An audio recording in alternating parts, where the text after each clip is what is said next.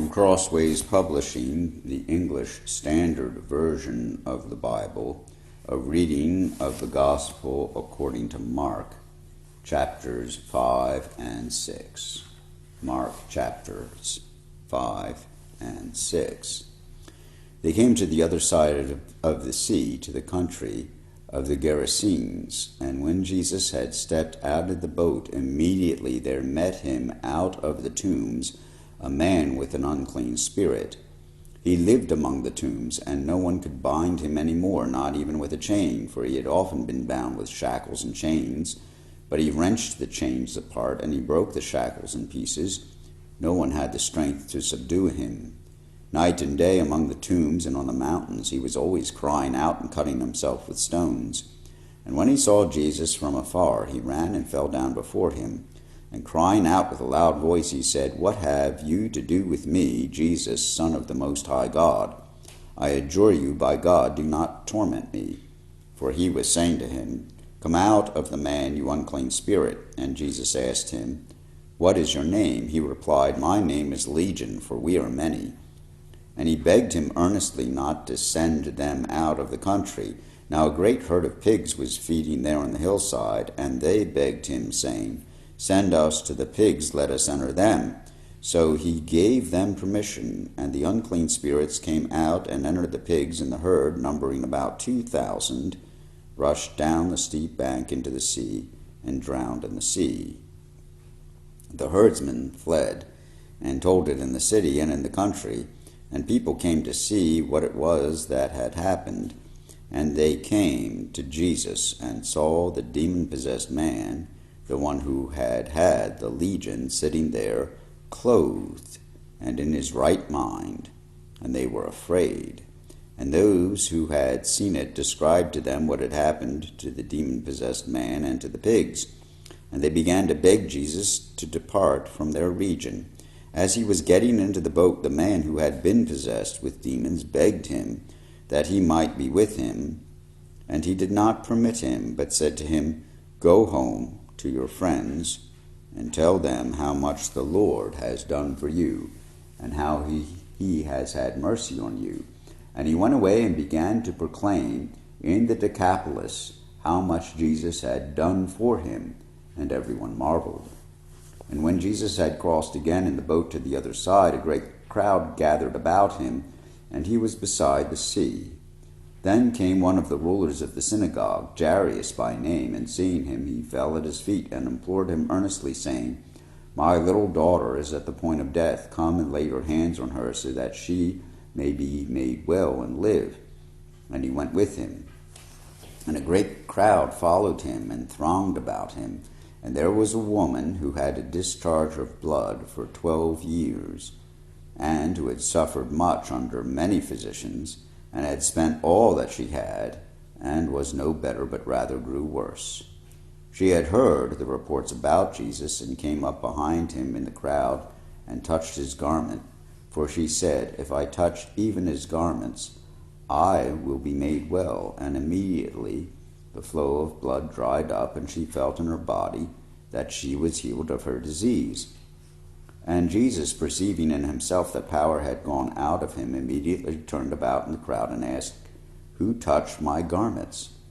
And his disciples said to him, "You see the crowd pressing around you, and yet you say, 'Who touched me?'" And he looked around to see who had done it. But the woman, knowing what had happened to her, came in fear and trembling, and fell down before him, and told him the whole truth. And he said to her, "Daughter, your faith has made you well. Go in peace and be healed of your disease." While he was still speaking, there came from the ruler's house someone who said, "Your daughter is dead. Why trouble the teacher any further?" But overhearing what they said, Jesus said to the ruler of the synagogue, "Do not fear, only believe." And he allowed no one to follow him except Peter, James, and John, the brother of James. They came to the house of the ruler of the synagogue, and Jesus saw a commotion, people weeping and wailing loudly. And when he had entered, he said to them, "Why are you making a commotion and weeping? The child is not dead, but sleeping." And they laughed at him. But he put them all outside, and took the child's father and mother, and those who were with him, and went in where the child was. Taking her by the hand, he said to her, Talitha cum, which means, little girl, I say to you, arise. And immediately the girl got up and began walking, for she was about 12 years of age, and they were immediately overcome with amazement. And he strictly charged them that no one should know this, and told them to give her something to eat. He went away from there and came to his hometown, and his disciples followed him. And on the Sabbath he began to teach in the synagogue, and many who heard him were astonished, saying, Where did this man get these things? What is the wisdom given to him? How are such mighty works done by his hands? Is not this the carpenter, the son of Mary, and brother of James and Joseph and Judas and Simon? And are not his sisters here with us? And they took offense at him. And Jesus said to them, A prophet is not without honor, except in his hometown and among his relatives and in his own household. And he could do no mighty work there, except that he laid his hands on a few sick people and healed them. And he marveled because of their unbelief. And he went about among the villages teaching. And he called the 12 and began to send them out 2 by 2, and gave them authority over the unclean spirits. He charged them to take nothing for their journey except a staff, no bread, no bag, no money in their belts, but to wear sandals, and not to put on 2 tunics. And he said to them, Whenever you enter a house, and stay there until you depart from there. And if any place will not receive you, and they will not listen to you, when you leave, shake off the dust that is on your feet as a testimony against them. So they went out and proclaimed that people should repent. And they cast out many demons, and anointed with oil many who were sick, and healed them. King Herod heard of it, for Jesus' name had become known. Some said John the Baptist has been raised from the dead. That is why these miraculous powers are at work in him. But others said, He is Elijah. And others said, He is a prophet, like one of the prophets of old. But when Herod heard of it, he said, John, whom I beheaded, has been raised. For it was Herod who had sent and seized John, and bound him in prison for the sake of Herodias, his brother Philip's wife, because he had married her. For John had been saying to Herod, It is not lawful for you to have your brother's wife. And Herodias had a grudge against him, and wanted to put him to death, but she could not. For Herod feared John, knowing that he was a righteous and holy man, and he kept him safe. When he heard him, he was greatly perplexed, and yet he heard him gladly. But an opportunity came when Herod, on his birthday, gave a banquet for his nobles and military commanders and the leading men of Galilee. For when Herodias' daughter came in and danced, she pleased Herod and his guests. And the king said to the girl, Ask me for whatever you wish, and I will give it to you. And he vowed to her, Whatever you ask me, I will give you, up to half my kingdom. And she went out and said to her mother, For what should I ask? And she said, The head of John the Baptist. And she came in immediately with haste to the king and asked, saying, I want you to give me at once the head of John the Baptist on a platter. And the king was exceedingly sorry because of his oaths and his guests. He did not want to break his word to her. And immediately the king sent an executioner with orders to bring John's head.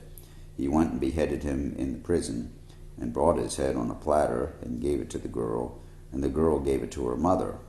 When his disciples heard of it, they came and took his body and laid it in a tomb. The apostles returned to Jesus and told him all that they had done and taught. And he said to them, Come away by yourselves to a desolate place and rest a while, for many were coming and going, and they had no leisure even to eat. And they went away in the boat to a desolate place by themselves. Now many saw them going and recognized them, and they came there on foot from all the towns and got there ahead of them. When he went ashore, he saw a great crowd, and he had compassion on them, because they were like sheep without a shepherd. And he began to teach them many things. And when it grew late, his disciples came to him and said, This is a desolate place, and the hour is now late. Send them away to go into the surrounding countryside and villages and buy themselves something to eat." But he answered them, "You give them something to eat." And they said to him, "Shall we go and buy 200 denarii worth of bread and give it to them to eat?" And he said to them, "How many loaves have you? Go and see." And when they had found out, they said, 5, and 2 fish. Then he commanded them all to sit down in groups on the green grass. So they sat down in groups by hundreds and by 50s, and taking the 5 loaves and the 2 fish, he looked up to heaven and said a blessing and broke the loaves and gave them to the disciples to set before the people. And he divided the 2 fish among them all. And they all ate and were satisfied, and they took up 12 baskets full of broken pieces and of the fish. And those who ate the loaves were 5,000 men. Immediately he made his disciples get into the boat and go before him to the other side, to Bethsaida, while he dismissed the crowd. And after he had taken leave of them, he went up on the mountain to pray. And when evening came, the boat was out on the sea, and he was alone on the land. And he saw that they were making headway painfully, for the wind was against them. And about the 4th watch of the night he came to them walking on the sea. He meant to pass by them, but when they saw him walking on the sea, they thought it was a ghost and cried out. For they all saw him and were terrified. But immediately he spoke to them and said, "Take heart, it is I. Do not be afraid." And he got into the boat with them, and the wind ceased, and they were utterly astounded, for they did not understand about the loaves, but their hearts were hardened. When they had crossed over, they came to the land at Gennesaret and moored to the shore.